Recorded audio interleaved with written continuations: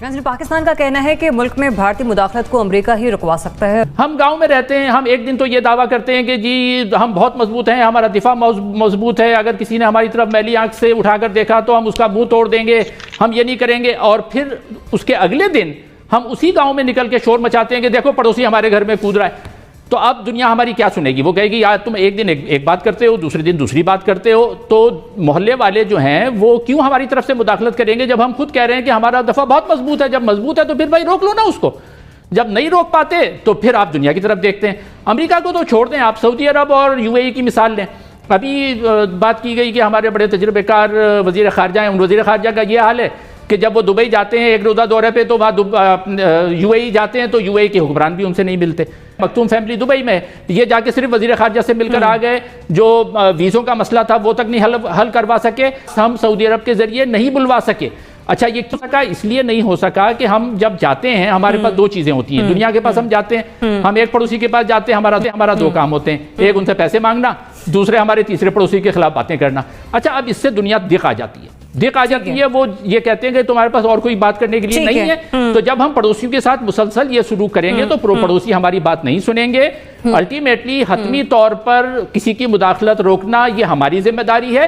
अगर हम नहीं कर सकते तो हम कहते हैं कि हम नहीं कर सकते। पाकिस्तान के सफीर असद मजीद साहब की जानिब से बयान दिया गया है कि शायद अमेरिका वो वाहिद मुल्क है जो भारत को तकरीबी सरगर्मियां रोकने पर राजी कर सकता है। ये भी कहा कि अमेरिका हमारे खित्ते के अमनो सलामती के लिए काम कर सकता है, लेकिन साथ ही साथ उन्हें यह भी इदराक है कि हमें सिर्फ भारत को कंट्रोल करने या ना करने की हद तक ही अमेरिका पर इन्हिसार नहीं करना चाहिए, हमें अपने दीगर अवाबित भी उसके साथ बेहतर बनाना होंगे। लेकिन ये जो स्टेटमेंट है कि अमेरिका ही वो वाहिद मुल्क है जो कि अपना असर रसूख इस्तेमाल करके भारत को पाकिस्तान के खिलाफ कोई भी तकरीबी कार्रवाई करने से रोक सकता है, राजी कर सकता है, तो क्या वाकई ऐसा पॉसिबल है कि अमेरिका ऐसा कर सके? इफ्तिखार अहमद साहब आपकी तरफ आऊंगी, बताएगा कि अमेरिका ऐसा कर सकता है और ऐसा करने पर मतलब क्या हमारे ताल्लुकात इतने बेहतर हैं कि वो हमारे लिए ये कदम उठा ले? पाकिस्तान की बात कर रहे हैं ना आप, अमेरिका पाकिस्तान के बारे में, उस पाकिस्तान के बारे में जिसके दो टुकड़े करने में अमेरिका खामोशी से देखता रहा। वो मुल्क जो यूनाइटेड नेशन बनने के बाद दो हिस्सों में तकसीम कर दिया गया और अमेरिका देखता रहा खामोशी से। क्या रोल था अमेरिका को उस वक्त? क्या अमेरिका के तल्लुकात आज के मुकाबले में उस वक्त आपके साथ बेहतर नहीं थे? क्या आप उसके ज्यादा हलीफ नहीं थे उस वक्त? मैं तो हैरान हूं कि हमारे सफीर क्यों ऐसी गैर जिम्मेदाराना गुफ्तगू करने के आदी हो गए, जिसको साबित नहीं कर सकते हिस्टोरिकली और प्रैक्टिकली। क्यों लोगों को बेवकूफ बनाया जा रहा है पाकिस्तान के अंदर? फिर हमने देख ली सबकी अमेरिका की दोस्ती, और बड़े वाज़ेह तौर पे देखी। जब अमेरिका के मुफाद में था कि हम रूसियों को इस इलाके से निकालें तो वो हमें सर्टिफिकेट देता रहा कि हम एटम बम नहीं बना रहे। प्रेसिडेंशियल अमेंडमेंट को रोके रखा, उसका इतलाक हमारे पे नहीं होने दिया तब तक जब तक हम उनके मुफाद में जंग लड़ रहे थे। हम उस अमेरिका की बात को मानूं, मैं तो नहीं मानता। ये जो आपके सफीर साहब गए हैं, मैंने तो नाम ही पहली दफा जिंदगी में सुना है। इन्हीं को मुबारक हो, मिले होंगे ना किसी निचली सतह के अफसर को और मुतासर हो गए होंगे, कुछ काम शाम भी होंगे उनको। खुदा का खौफ करें, जिम्मेवारी का एहसास दें। क्यों इस किस्म की गलत बयानियां करके पाकिस्तान के लोगों को बेवकूफ बनाया जा रहा है? आप अपने आप को मजबूत करें, अपने कदमों पे खड़े हों, अपनी इंटरनल पॉलिसीज को क्लियर करें, एक कौम के तौर पे इमर्ज करें। हमें किसी अमेरिका की जरूरत नहीं होगी। क्या एक एटमी ताकत को अमेरिका की जरूरत है? हद कर दी है। कौन साहब है ये? मैं तो जानता भी नहीं है कब गए हैं और ये किस कौन सी इज ये प्रोफेशनल डिप्लोमेट और कोई पॉलिटिकल अपॉइंटमेंट ही है? ठीक है आयशा, हमें इस बात पर तकिया करना चाहिए कि अमेरिका हमारे लिए कुछ करेगा, भारत से बात करेगा कि वो अपनी तकरीबी कार्रवाइयों को रोक दे, पाकिस्तान में ऐसा ना करे। अमेरिका कर सकता है ऐसा? ज़रियाब, ये मैं बिल्कुल सेकंड करूंगी इफ्तिखार साहब की बात को। आप खुद कुछ ना करें और अमेरिका को मुसीबत पड़ी हुई है कि वो आपके लिए जो है वो इस तरह की चीजें करता फिरे। बड़ी अजीब किस्म की ये बात मुझे भी लगी है। आप मुझे बताइए कि जब पहले सदर ट्रंप ने कोशिश की थी, जो साबिका सदर अमेरिका थे, उन्होंने कहा था कि वो मुफाहमत का किरदार अदा करते हैं, तो कितनी सुनी थी इंडिया ने या भारत ने उस मामले में। वो एक खुद मुख्तार मुल्क उन्होंने अपने आप को शो किया। उन्होंने कहा कि नहीं, हमें नहीं करनी और हमें आपकी मसालियत की जरूरत भी नहीं है। अब देखिए, जब मसला आपका होता है ना, तो मेन जो रोल होता है वो भी आप ही को अदा करना पड़ता है। वो जो जिस तरीके से आपको भारत डैमेज करने की कोशिश कर रहा है, बहुत ही वजाहत के साथ हुकूमत उसको बयान कर चुकी है। लेकिन अगर वजाहत के साथ हमें बयान कर चुकी है, हमें बताया गया है Karachi stock exchange Gwadar hotel पर जो हमला था, यहाँ पर चाइनीज काउंसिल पर हमला था, भारत के मुलव्वस होने के वाज़ेह शवाहिद उसके अंदर मौजूद हैं।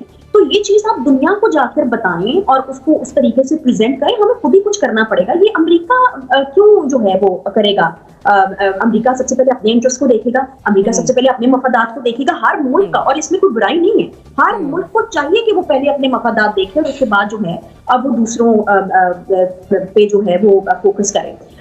तो मैं यही कहना चाहूंगी कि हमें जो है अपनी स्ट्रैटेजीज को रिविजिट करने की जरूरत है। हम पिछली हुकूमत को बहुत ज्यादा निशाना बनाते थे और ये कहते थे कि जी उनके पास फॉरेन मिनिस्टर नहीं, हमारे पास एक फुल फ्लेज फॉरेन मिनिस्टर है और कोई आम फॉरेन मिनिस्टर नहीं है, और उनका बहुत एक्सपीरियंस है, फुल फ्लेज फॉरेन मिनिस्टर है, उनके बड़े कॉन्टेक्ट्स हैं। उन चीजों को इस्तेमाल करना चाहिए। उन चीजों को इस्तेमाल करते हुए पाकिस्तान का मसला दुनिया के सामने रखना चाहिए, उजागर करना चाहिए। एक पॉइंट में छोटा सा देना चाहूंगी कि इस वक्त मेनली हम देखें तो दहशतगर्दी का जो एक फेज हम गुजार के आ गए थे, उसके बाद जो भी नया फेज शुरू हुआ है जिसमें भारत मुलव्वस है, असल टारगेट सी-पैक का हिस्सा है चाइना। हम चाइना को क्यों नहीं ऑन बोर्ड लेते? चाइना का भी उतना ही नुकसान होगा। अगर सी-पैक को नुकसान होगा तो चाइना को ऑन बोर्ड लिया जाए, चाइना को साथ बिठाया जाए और आप लोग मिलकर कोई ऐसी स्ट्रैटेजी बनाए, या फिर वन रोड वन बेल्ट जो मालिक इसका हिस्सा है उनको साथ बिठाया जाए और रशिया को साथ बिठाया जाए और कोशिश की जाए। चाइना भी कहे जी हमारा ये एक प्रोजेक्ट है, इसको इंडिया जो है वो नुकसान पहुंचाने की कोशिश कर रहा है, तो दुनिया के सामने। चले आयशा, मैं आप ही का पॉइंट लेके मोना के पास जाऊंगी। मोना, यहाँ पर पॉइंट रेज किया आयशा ने कि हमें बजाय इसके कि अमेरिका की तरफ आंखें उठाकर देखें, चाइना जिसके साथ हमारे बहुत से मुआहदे हैं, बहुत सारी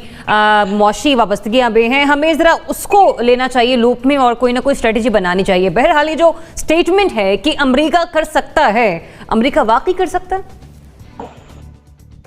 देखिए ज़रियाब, अमेरिका कर सकता है, इस इतने पार्ट से तो मैं इत्तेफाक करती हूँ कि कर तो सकता है। अमेरिका है तो एंड में सुपर पावर अभी भी, तो सुपर पावर चाहे तो क्या नहीं कर सकता, बिल्कुल कर सकता है।